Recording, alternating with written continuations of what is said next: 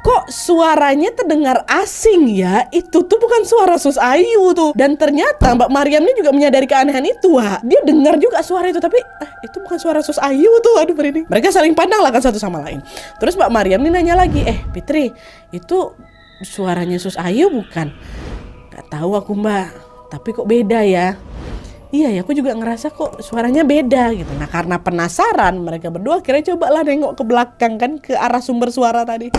Dan kalian tahu, tepat di saat mereka melihat ke belakang itu ada pocong lagi ngintip mereka dari belakang tempat cucian yang lumayan jauh dari ruang TV. Astagfirullahaladzim. Tempat cucian tuh, which is tempat yang pernah dibilang sama Mbak Marni dia nengok pocong. Ada di situ pocong, gitu katanya. Wajahnya memang nggak begitu jelas Nadia, tapi tuh pocong terikat dia. Karena posisinya juga lumayan jauh, jadi wajahnya memang nggak kelihatan. Tapi Nadia yang paling jelas apa? Yang paling jelas kami berdua betul-betul mencium bau pocong tuh, bau kali, busuk kali, sampai mual-mual kami ciumnya. Ini berdua yang nengok nih, Wak ya. Nah, belum sempat mencerna keanehan itu, Wak, mereka kembali lagi dikejutkan dengan adanya suara seseorang yang lagi nurunin tangga dengan terburu-buru.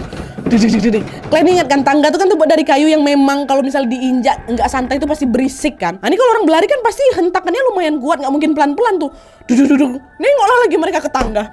Dan waktu mereka nengok itu, mereka mendapati ada satu penampakan lagi yang tidak kalah-kalah menyeramkan.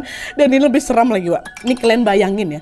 Pada saat itu juga mereka berdua melihat ada sosok noni-noni Belanda bergaun putih, bagian dada sampai wajahnya gosong terbakar. Belum selesai. Dan selain itu mereka berdua juga melihat bahwa rok noni Belanda itu dalam keadaan berasap dan masih ada macam percikan-percikan api itu. Kebayang kalian kan? Kayak gitu yang lagi turun. Gitu katanya, astagfirullahaladzim, ya Allah. Melihat penampakan di waktu yang bersamaan sekaligus, Wak, mereka berdua langsung berteriak histeris, shock. Kami dalam berpelukan sambil baca doa, ya Allah ya Robbi tolong kami, ya Allah ya Allah ya Robbi tolong kami. Mereka terus berada di posisi itu sampai berapa lama, Wak? 10 menit. 10 menit kayak gitu, Sus Ayu mana? Baru Sus Ayu tuh datang setelah 10 menit. Sus Ayu datang, dinyalakannya lampu. Kenapa kalian? Katanya kayak gitu. Sus Ayu, kami baru dilihatin setan lagi, katanya.